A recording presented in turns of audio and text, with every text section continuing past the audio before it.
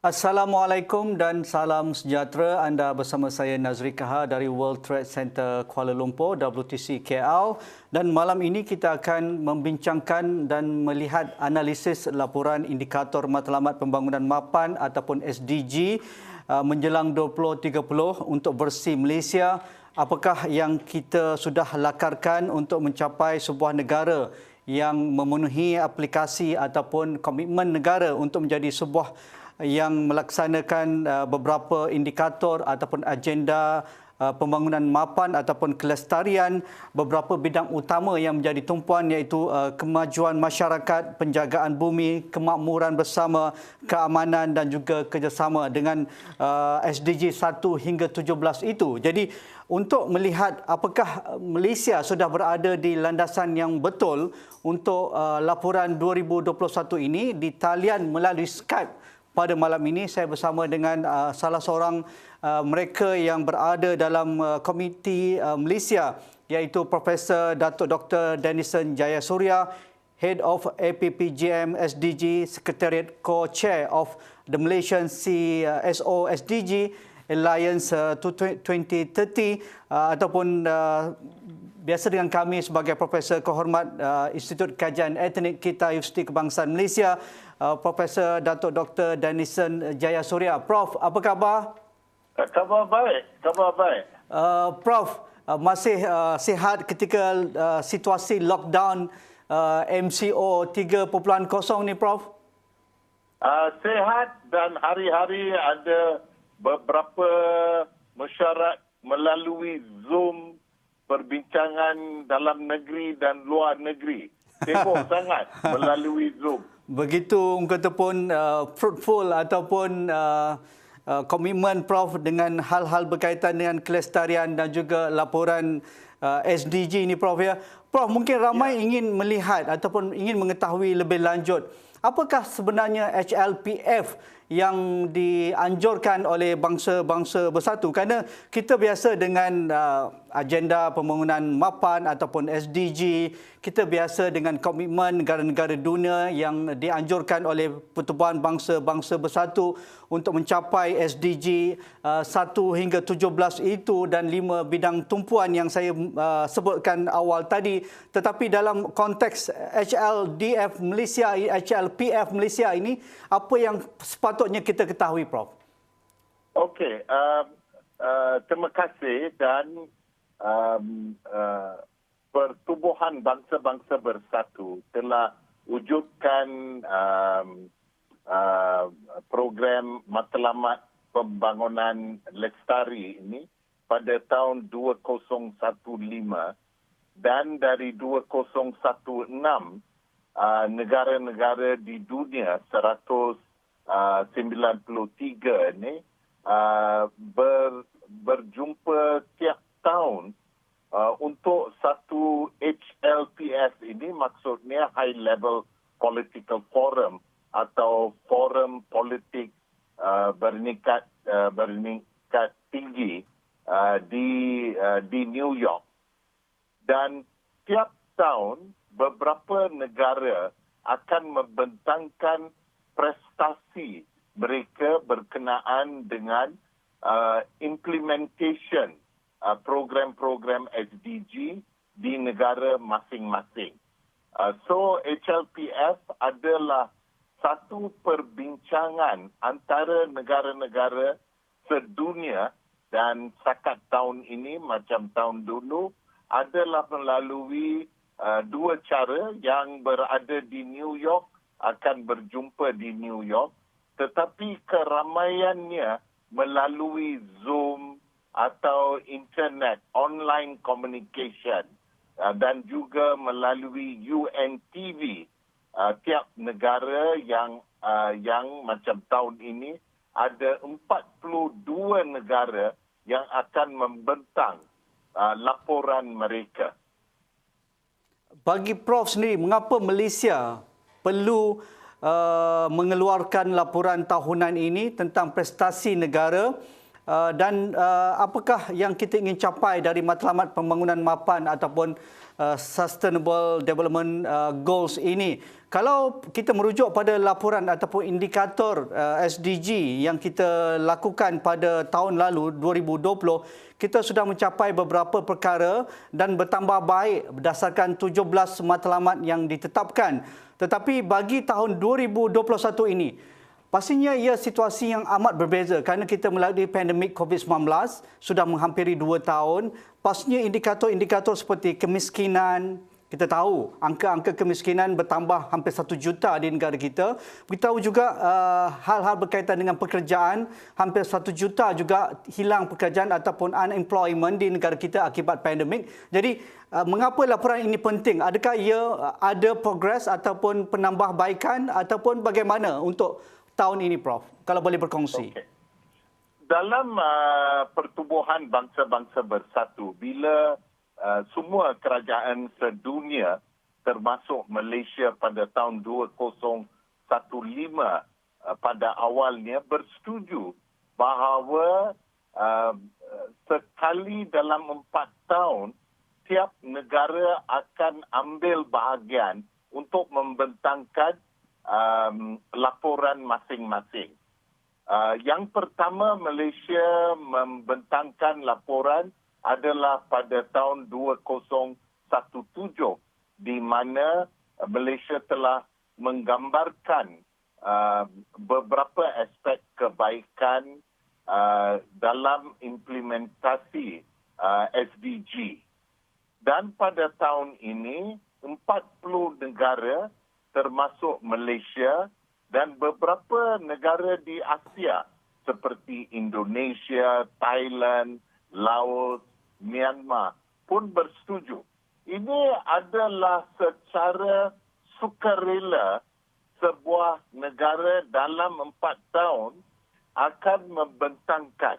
Ini bukan diterpaksa tetapi memberi satu gambaran kepada sedunia apa yang baik, apakah cabaran, apakah agenda yang akan datang. Ini ada satu persetujuan bahawa kerajaan-kerajaan dari negara-negara barat seperti Germany, Denmark, Norway, Sweden juga pada tahun ini akan membentangkan laporan negara-negara masing-masing supaya ini ada satu agenda sedunia dalam 17 matlamat supaya negara-negara bekerjasama. Betul, di tiap negara cabaran dalam situasi pandemik COVID ini teruk sangat. Bukan sahaja di negara-negara membangun tetapi juga kepada negara-negara yang sudah maju seperti Germany, Denmark dan sebagainya. So, mungkin dalam cerita-cerita yang digambarkan dalam laporan, Malaysia juga telah kemukakan apakah cabaran kami, tetapi juga apakah capaian negara berkenaan walaupun ada 17 matlamat pada tahun ini kepentingan diberi kepada 9 matlamat pembangunan lestari atau mampan seperti membasmi kemiskinan, tentang kesihatan, tentang pekerjaan, tentang climate change dan juga tentang kedamaian dan keadilan dan juga SDG 17 tentang kerjasama. Mungkin ada cabaran yang telah disentuh dalam laporan kerajaan, tetapi juga ada kebaikan yang telah negara kami berjaya walaupun polemik politik di Malaysia setakat sekarang adalah impak dan kesan COVID. Tetapi laporan ini menunjukkan prestasi dari 2017 sampai 2021 atau akhir 2020 lah, 2020. Itulah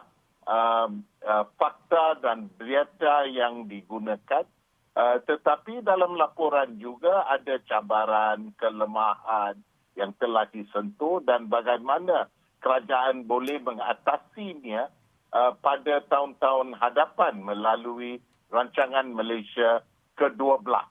So Malaysia tidak diterpaksa, ini adalah komitmen ahli pertubuhan bangsa-bangsa bersatu untuk menceritakan, memberi gambaran apa yang baik, apa cabaran, bagaimana kami boleh mengatasi isu-isu pembangunan, termasuk isu ekonomi, isu sosial, isu alam sekitar, isu-isu berkenaan dengan governance. Governance seperti accountability, hak asasi manusia dan sebagainya.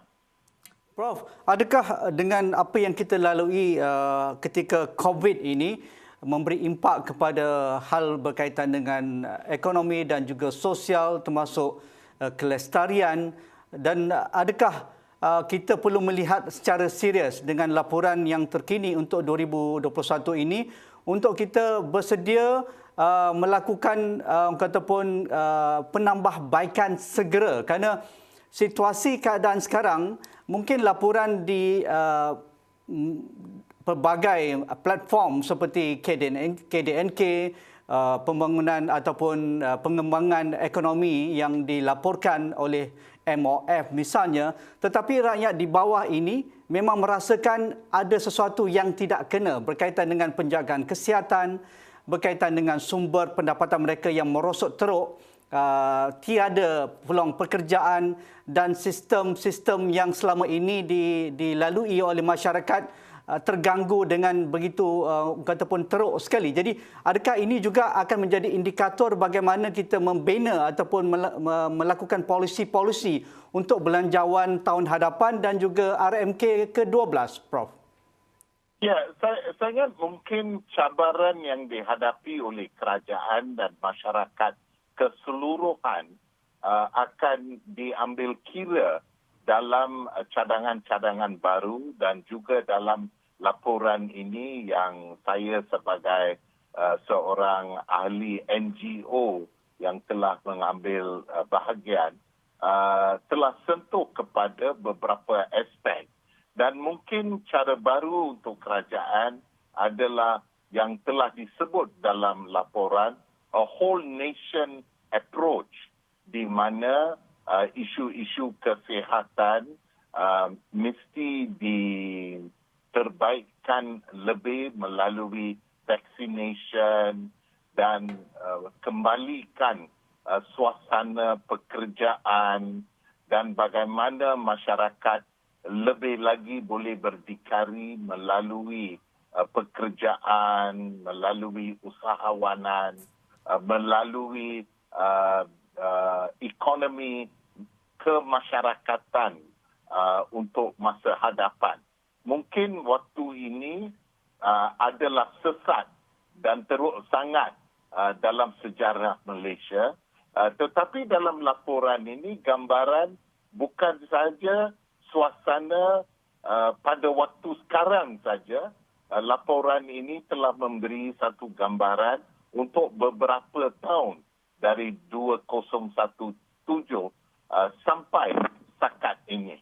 Dan penlibatan agensi kerajaan, penlibatan NGO, penlibatan akademik untuk menggariskan cabaran dan juga hala tuju untuk masa hadapan telah disentuh dari laporan ini. Dan mungkin ini boleh dikatakan adalah satu laporan yang dikeluarkan pada waktu sekarang di arena antarabangsa, dan mungkin kita boleh melihat bagaimana kerajaan boleh mengatasi cabaran bukan saja ekonomi, kesihatan, sosial, berkenaan dengan demokrasi dan laluan di parlimen dan sebagainya.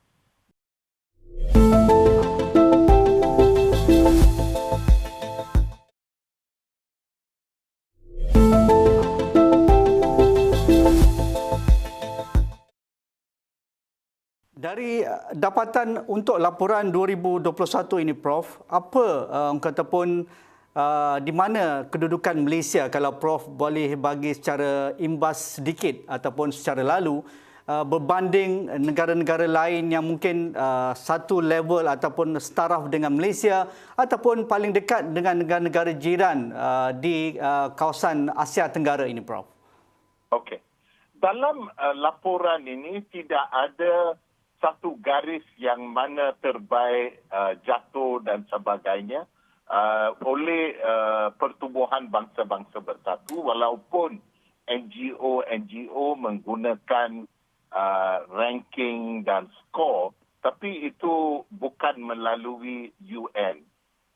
Dari pandangan keseluruhan kita boleh melihat, walaupun dalam suasana COVID, Malaysia prestasinya baik berkenaan dengan pembasmi kemiskinan, walaupun ada isu-isu COVID sekarang, isu kesihatan diberi jangkaan yang baik berbanding dengan negara-negara lain, pekerjaan dan sebagainya. Boleh dikatakan dalam suasana SDG 16 tentang accountability, keadilan, demokrasi, laluan democratic practices, kita boleh melihat bahawa kalau kita berbanding dengan negara Germany, Denmark, Norway, Sweden dan sebagainya, prestasinya boleh menunjuk beberapa kekurangan. Tetapi kalau kita melihat dengan negara-negara seperti Thailand, Myanmar, Laos, Indonesia, kita bertanding dalam suasana. Seperti yang mana saya sudah sebut, tidak ada ranking di UN, tapi melihat bagaimana tiap negara melaksanakan SDG dalam dasar dan juga dalam khidmat tiap agensi kerajaan, dan juga bagaimana rakyat ada kesedaran yang baik tentang SDG.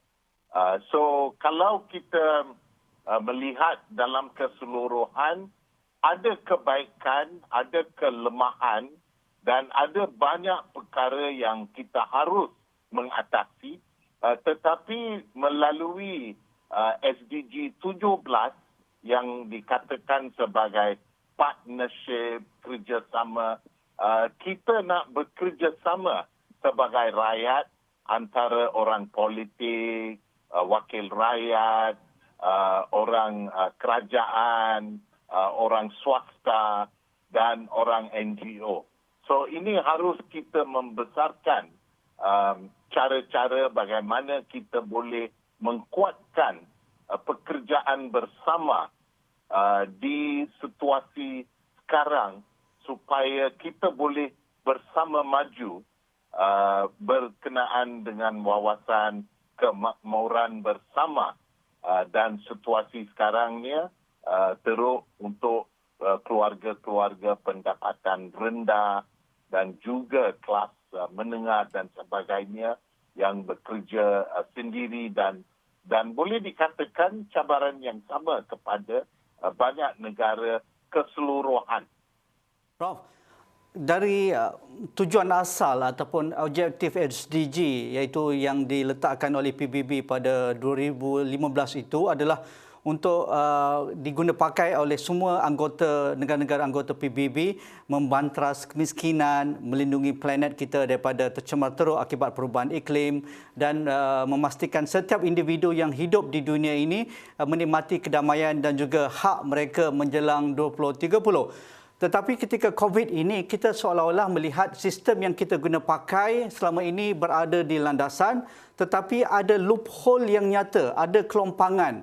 Tidak kiralah sama ada hal ekonomi, hal sosial, hal berkaitan kesihatan dan juga hal berkaitan dengan pendidikan. Kalau pendidikan misalnya, apabila kita melalui PDPR selama hampir 1.5 tahun ini. Kita rasa risau ataupun gundah. Adakah generasi ataupun batch kohort 2020 dan 2021 ini mungkin melangkaui 2020 akan mengalami satu generasi yang tercicir ataupun the lost generation. Jadi bagaimana SDG ini mengambil kira semua yang dilalui oleh negara-negara akibat COVID ini dan memastikan generasi yang tercicir akibat COVID ini mampu berada di landasan apabila ekonomi mungkin pulih sedikit tetapi masih melalui COVID yang mungkin akan menjadi endemik pada masa akan datang. Pandangan Prof. Okey, di matlamat pembangunan lestari ini ada 5 perkara yang penting seperti ekonomi, sosial, alam sekitar, good governance dan partnership. Kebanyakan tentang pembangunan, kepentingan selalu diberi kepada ekonomi dan keuntungan. So di sinilah menjadi mangsa, rakyat menjadi mangsa bila cara pembangunan itu tidak seimbang dalam ekonomi, sosial, environment, governance itu melalui demokrasi, accountability dan sebagainya. So kalau ada perniagaan dan sistem ekonomi yang cari keuntungan, banyak keuntungan dan korbanan pekerja bagi pendapatan mereka atau korbanan kepada alam sekitar, kita melihat satu kerosakan yang keseluruhan. So, pada waktu ini, waktu COVID, kita menampak banyak lagi peruntukan kerajaan harus diberi kepada sektor kesihatan. Pada masa yang sama juga, banyak orang swasta pun ambil alih kesihatan untuk keuntungan, as investment dan sebagainya. Ini mensoalkan apakah peranan kerajaan dalam sistem memberi kekhidmatan keseluruhan. So di aspek sosial pun kita melihat ramai yang bekerja sendiri tidak ada social security. Seperti EPF, SOCSO dan sebagainya, mereka tidak ada saving.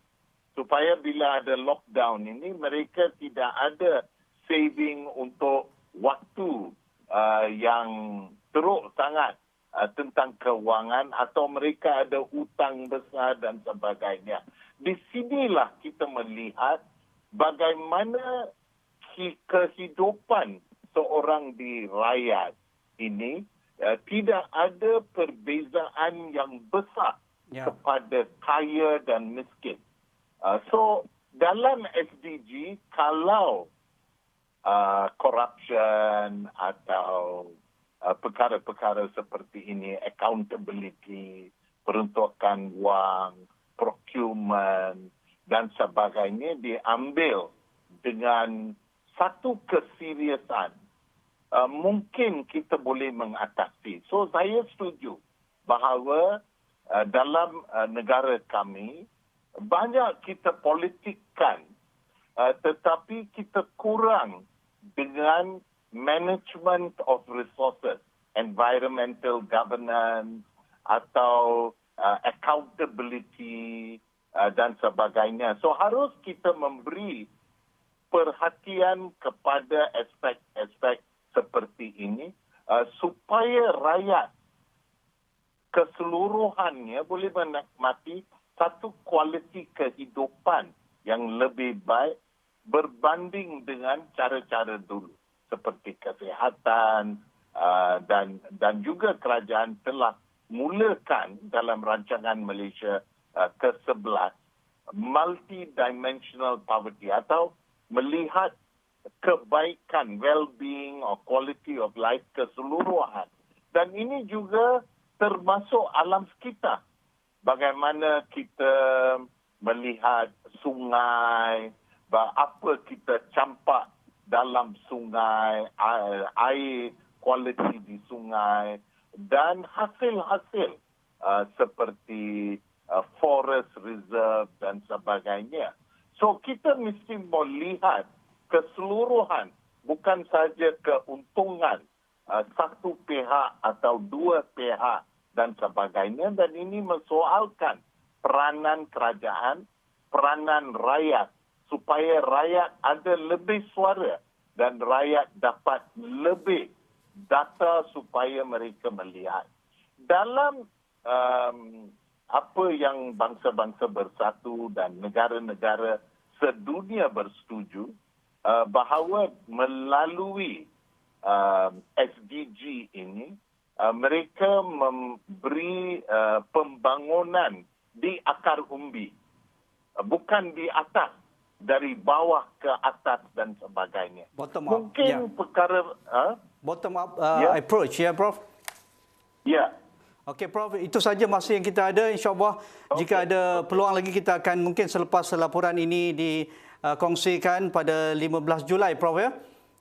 Ya, 15 Julai mungkin saya ingat Menteri di Jabatan Perdana Menteri Datuk Seri Mustafa Muhammad akan membentangkan laporan ini dalam waktu yang ditentukan, dan kita haraplah Malaysia mengatasi cabaran-cabaran menggunakan matlamat pembangunan lestari. Terima kasih. Perbincangan kami berkaitan dengan laporan indikator matlamat pembangunan mapan SDG menjelang 2030 untuk Malaysia, dan itu tadi Profesor Dato' Dr. Denison Jayasuriya, Head of APPGM SDG Secretariat dan juga Co-Chair of the Malaysia CSO SDG Alliance, dan juga Profesor Kehormat Institut Kajian Etnik UKM ataupun KITA. Sekian, Assalamualaikum, kita jumpa lagi.